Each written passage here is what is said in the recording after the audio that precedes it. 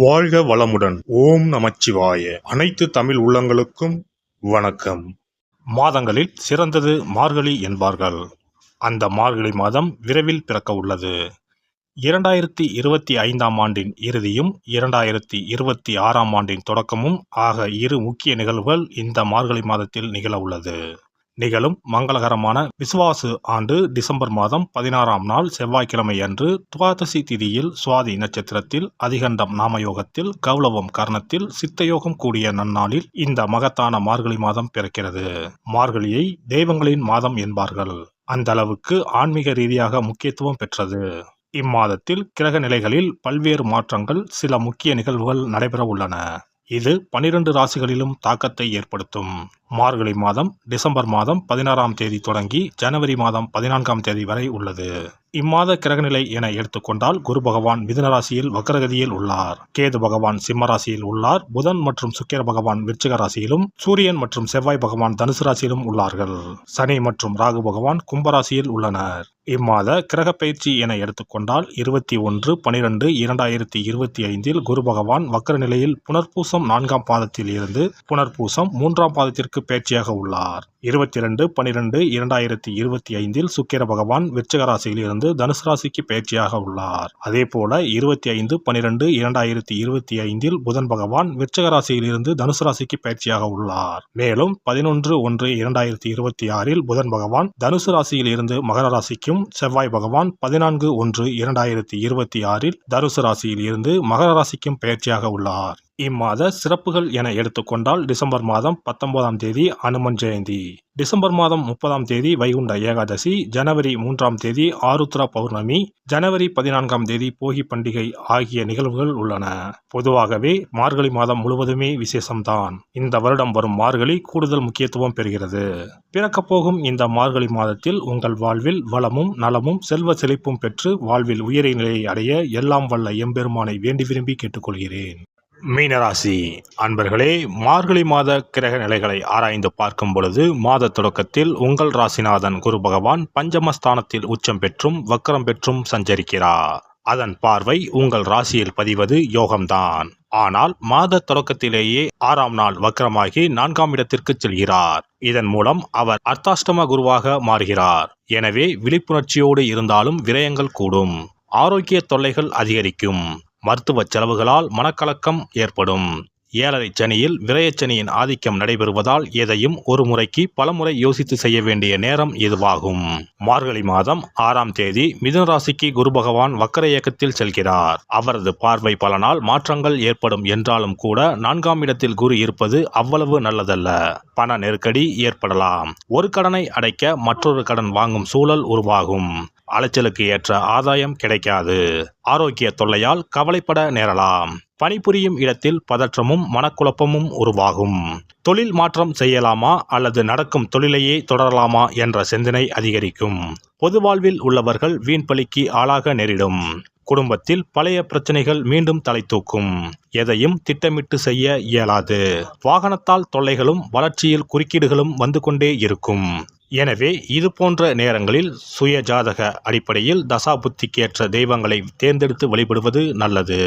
மார்கழி 7ஆம் தேதி தனுசு ராசிக்கு சுக்கிர பகவான் வருகின்றார். உங்கள் ராசிக்கு 3, 8 ஆகிய இடங்களுக்கு அதிபதியானவர் சுக்கிர பகவான். அவர் தொழில் ஸ்தானத்திற்கு வரும்போது மிகவும் கவனமாக இருப்பது நல்லது. பிறரை நம்பி ஒப்படைத்த பொறுப்புகள் நடைபெறாமல் போகலாம். நினைத்தது ஒன்றும் நடந்தது ஒன்றாக இருக்கும். பணியாளர் தொல்லைகளும் திடீரென விரயங்களும் ஏற்படும். உத்தியோகத்தில் உள்ளவர்கள் உயர் அதிகாரிகளால் அலைகழிக்கப்படுவார்கள். வேலைப்பளு கூடும். சக பணியாளர்களால் பிரச்சனைகள் உருவாகும். குலதெய்வ வழிபாடும் இஷ்ட தெய்வ வழிபாடும் இக்காலத்தில் அவசியம் தேவை. மார்கழி 10ஆம் தேதி தனுசு ராசிக்கு புதன் பகவான் செல்கிறார். உங்கள் ராசிக்கு 4, 7 ஆகிய இடங்களுக்கு அதிபதியானவர் புதன் பகவான். அவர் 10ஆம் இடத்திற்கு வரும்போது தொழில் வளர்ச்சி திருப்தி தரும். நடக்கும் தொழிலை அதிக முதலீடு செய்து விரிவுபடுத்துவீர்கள். பெற்றோர் வழியில் ஒத்துழைப்பு உண்டு. உத்தியோகத்தில் நீண்ட நாட்களாக வராத சம்பள பாக்கி கிடைக்கும். வாழ்க்கை துணையால் உதிரி வருமானம் வந்து சேரும். மார்கழி 27ஆம் தேதி மகரத்திற்கு புதன் பகவான் செல்கிறார். உங்கள் ராசிக்கு 4, 7க்கு அதிபதியான புதன் லாபஸ்தானத்திற்கு வரும்போது நல்ல பலன்கள் நடைபெறும். பழைய வாகனத்தை கொடுத்துவிட்டு புதிய வாகனம் வாங்கும் யோகம் உண்டாகும். விலகிச் சென்ற சொந்தங்கள் விரும்பி வந்து இணைவர். வீடு மாற்றம் பற்றிய சிந்தனை அதிகரிக்கும். கொடுக்கல் வாங்கல்களை ஒழுங்கு செய்து கொள்வீர்கள். மார்கழி 30ஆம் தேதி மகர ராசிக்கு செல்லும் செவ்வாய் அங்கு உச்சம் பெறுகிறார். உங்கள் ராசிக்கு 2, 9 ஆகிய இடங்களுக்கு அதிபதியானவர் செவ்வாய் பகவான். அவர் வலிமையடையும் இந்த நேரம் பணப்புழக்கம் அதிகரிக்கும். பொருளாதார பற்றாக்குறை அகலும். பூர்வீக சொத்துக்களை பங்கிட்டுக் கொள்வதில் இருந்த பிரச்சனைகள் நீங்கும். குடும்பத்தில் சுபகாரியங்கள் நடைபெறுவதில் இருந்த தடைகள் அகலும். எதையும் திட்டமிட்டு செய்து வெற்றி காண்பீர்கள். பொது வாழ்வில் உள்ளவர்களுக்கு எதிர்பார்ப்புகள் நிறைவேறுவதில் தாமதம் ஏற்படும். வியாபாரம் மற்றும் தொழில் செய்பவர்கள் முன்பின் தெரியாதவர்களை நம்பி எந்த பொறுப்பையும் ஒப்படைக்க வேண்டாம். உத்தியோகத்தில் உள்ளவர்களுக்கு இடமாற்றம் உறுதியாகலாம். கலைஞர்களுக்கு புது முயற்சியில் வெற்றி கிடைக்கும். மாணவ மாணவிகளுக்கு படிப்பில் மிகுந்த கவனம் தேவை. பெண்களுக்கு விரயங்கள் கூடும். வீடு மாற்றம் இடமாற்றம் வரலாம். இம்மாதம் பிரதோஷ நேரத்தில் நந்தியை வணங்குவது நல்லது. பண தேவையை பூர்த்தி செய்யும் நாட்கள் டிசம்பர் 16, 19, 23, 24, 29, 30. ஜனவரி 3, 4, 13, 14.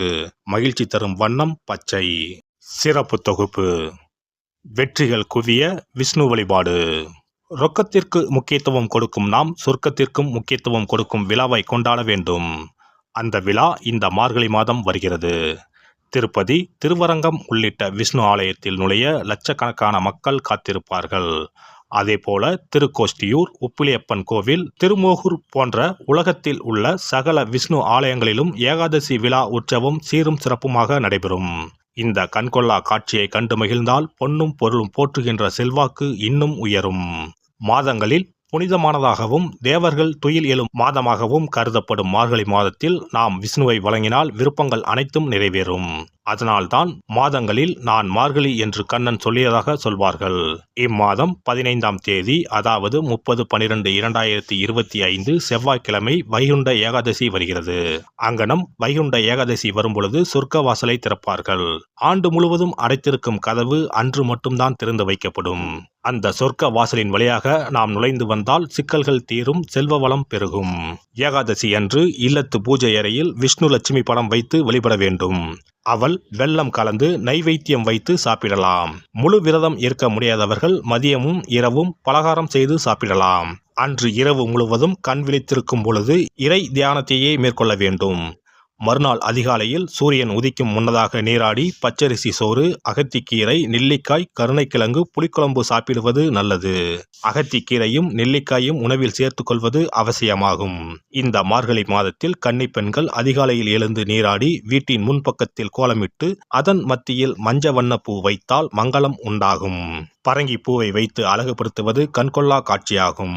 கிருமி நாசினியாக சாணத்தின் மீது அதை பதித்து வைத்திருப்பர். மங்களம் நடைபெறுவதற்காக மஞ்சள் வண்ண பூவை வீட்டு கோல மத்தியில் வைப்பது வழக்கம். குனிந்து அமர்ந்து நிமிர்ந்து கோலம் போடும் பொழுது விரல்களுக்கு மகிழ்ச்சி கிடைக்கிறது. சிறந்த யோகாபியாசம் ஏற்படுவதாக கூறுவார்கள். இந்த வழிபாட்டின் மூலம் மனநலமும் உடல் நலமும் சீராகிறது. பிரம்ம முகூர்த்தத்தில் எழுந்து ஓசோன் என்ற காற்று மண்டலத்தில் உள்ள காற்று நம் மீது பதிவதால் ஆரோக்கியம் மேம்படுகிறது. திருப்பாவை, திருவெம்பாவை பாடி வழிபாட்டை மேற்கொண்டால் திருமணம் கைகூடும். அதிகாலையில் இறை நாமத்தை உச்சரிப்பதன் மூலம் அனைத்து நலன்களும் கிடைக்கும். இப்படிப்பட்ட சிறப்பு வாய்ந்த மார்கழி மாதத்தில் ஏகாதசி விரதத்தை இனிதே கடைபிடித்து பார்க்கடலில் துயிலும் பரந்தாமனை வழிபட்டால் வாழ்க்கை வளமாகும், வளர்ச்சியும் பெருகும், வருங்காலம் நலமாகும், வருமானம் திருப்தி தரும். விஷ்ணுவை வழிபட்டு அவரது துணையாக விளங்கி செல்வத்தை நமக்களிக்கும் லட்சுமியின் சன்னதிக்கு சென்று லட்சுமி வருகை பதிகம் பாடினால் அந்த தேவி இல்லம் தேடி நமக்கு அல்ல அல்ல குறையாத செல்வத்தை வழங்குவாள். அஷ்டலட்சுமியின் படத்தை விஷ்ணு லட்சுமி படத்துடன் பூஜை அறையில் வைத்து வழிபடுவது நல்லது. லட்சுமிக்கு பாடல் படித்து வழிபடும் போது வருகை பதிகம் பாட வேண்டும். அன்றைய தினம் அவள் நைவேத்தியம் செய்து தேவியை வழிபட்டால் உங்கள் ஆசை பூர்த்தியாகும். நமக்கு வாழ்வில் ஏற்படும் இன்னல்கள் அகன்று இனிய பலன் கிடைக்கும். எல்லாம் வல்ல இறையருளால் நீங்களும் உங்கள் அன்பு குடும்பமும் உடல் நலம், நீலாயுள், நிறை செல்வம், உயர் புகழ், மெய்ஞானம் ஓங்கி வாழ்க வளமுடன். இந்த வீடியோ பதிவு உங்களுக்கு பிடித்திருந்தால் லைக் பண்ணுங்க, கமெண்ட் பண்ணுங்க, ஷேர் பண்ணுங்க, மறக்காம சப்ஸ்கிரைப் பண்ணுங்க, பக்கத்துல இருக்கிற பெல் பட்டனை கிளிக் பண்ணுங்க. நன்றி, வணக்கம். ஓம் நமச்சிவாய, சிவாய நம.